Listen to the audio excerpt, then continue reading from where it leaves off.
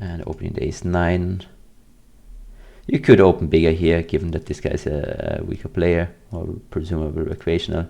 So again, if I were playing these stakes, always checking, you know, new players joining with broken stacks, always mark them as recreationals. People min 3-betting, marking them as recreationals. You can really see at these stakes loads and loads of recreationals. Gonna check back here in the ace-4-3. I think he is gonna stab too much after I check back, and it's a board where even in theory ace-9 is a very, very fine check back, and now the plan is obviously to call twice. Now, not loving the fact that this turn is a 5. He definitely can have some straights with the 6-7 or the deuce, some 2 pairs as well. I would prefer to see a smaller bet size. And this is actually a bit close, facing a pot bet twice, but I think we still call with top pair and fold weaker bluff catchers here. But I'm definitely not loving this spot. But yeah, they can just have a lot of random bullshit. This is the advantage of checking back a flop like this, rather than c-betting. If you c-bet small, we get maybe one call, we can check back the turn, and probably he folds the river, maybe he calls, maybe he bluffs. Definitely fine too, but giving them a chance to do a lot of random stuff, I think performs quite well here. King 7, I think is loose, but I think it might just be fine. And then the ace king here, both c-betting small and checking is fine. I think if I had a stronger hand, I'd rather go for a check raise, but this hand I would prefer to just c-bet myself. Icing the ace king here against our friend with a jack 3. At this point you could also upgrade this guy to an aggro fish if you would want to. The king 7, I'm just gonna check back. That's gonna be my plan here, not stabbing multi-way with very little equity. And the ace king, knowing that he steps pot and I don't want to face pot with my hand, I'd rather go for a small c-bet. And if I had a jack or 5 or any showdown value, stronger showdown value hand, I would consider checking back. And now with the turned equity, I'm gonna barrel this. ISOing here the ace king to a large sizing. Again, we're heads up against this guy. I really want to just get the money in. And I want to go for a small delay c-bet once they check twice to me. Perfect. And on the queen, I think this is a perfect card to put on max pressure and go all in.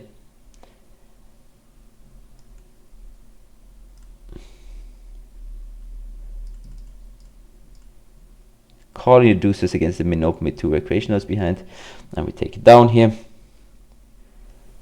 So again, right, against these aggressive opponents, bluff catching when you have a mate hand, bluff them when you don't, because they will probably also fast bet all of their strong hands. Against the min bet, I'm still calling the deuces here. And the queen 8 we're folding. Facing another small bet, I think the deuces we just have to fold. I don't think bluff raising really works well here themselves. 3-betting kings here, opening king jack.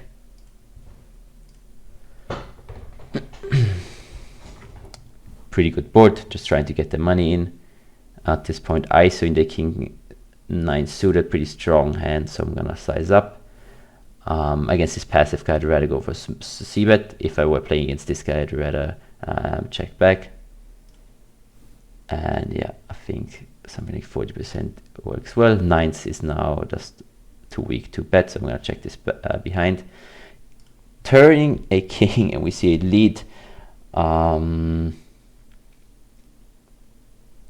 then a half pot bet here with the 9s. I think I'm actually, this is close. Kings I'm just gonna call. Let him spew off on the river, or you know, SPR so small, and calling the 9s, although it's really, really close. Against this type of opponent, passive guy, opening a bit larger with the kings against this weaker guy, jamming the kings. Running out of timing here. Small c-bet with the queens.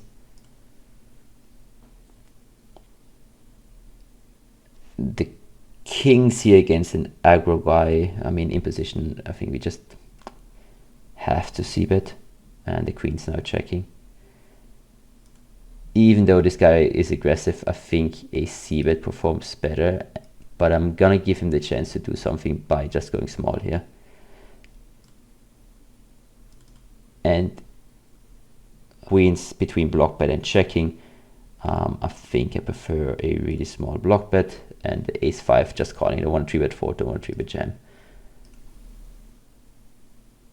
Beautiful board. I mean, we're running good against this guy. We definitely have to say that too.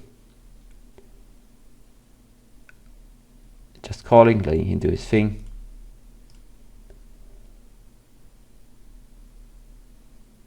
Also just checking back to gain extra equity from his bluffs. Now he pots it, which is what we wanted.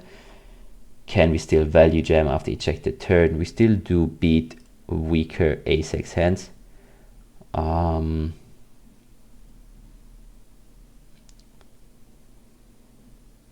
I think we still jam. Although I expect him just to fold a lot and be bluffing a lot. But I think he's still calling ace-king, ace-queen, ace-jack. But yeah, we just picked up a bluff there. Okay. Here opened, got caught by the button. He checked back. And now it's basically our turn to bluff here. So we start with medium bet and always going to continue bluffing on the river. We could also go for a larger sizing. Yeah, this is a bit annoying when he raises because, I mean, I guess we call just for the pot odds and the implied odds. We almost have the pot odds plus the implied odds. Sure, he can have sometimes. He doesn't really have a boat. The only annoying part is that he, you know, like if he has ace-4, some of our outs are not clean, but I think we still call. But pretty strong when he raises there. Well, there's eights. Maybe my read was off there. Aces, we get hand after hand. I guess we could sit out and talk about some of these hands. Checking back the queen 9. Basically giving up. Icing the aces here to 8 big blinds.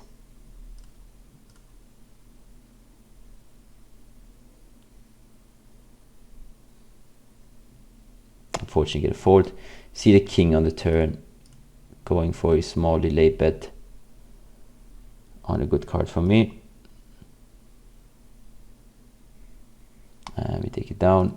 3-betting the jacks and basically stacking off against this guy.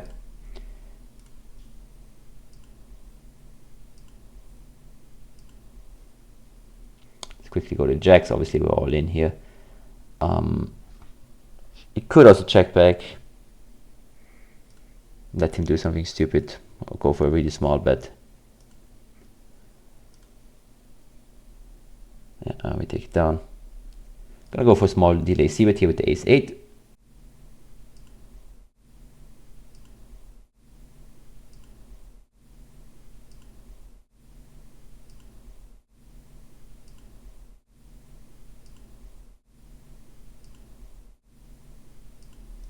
The ace-8, we river the straight, we see a pot donk. This is really strong at fold everything else, but obviously we have the nuts, so we just call.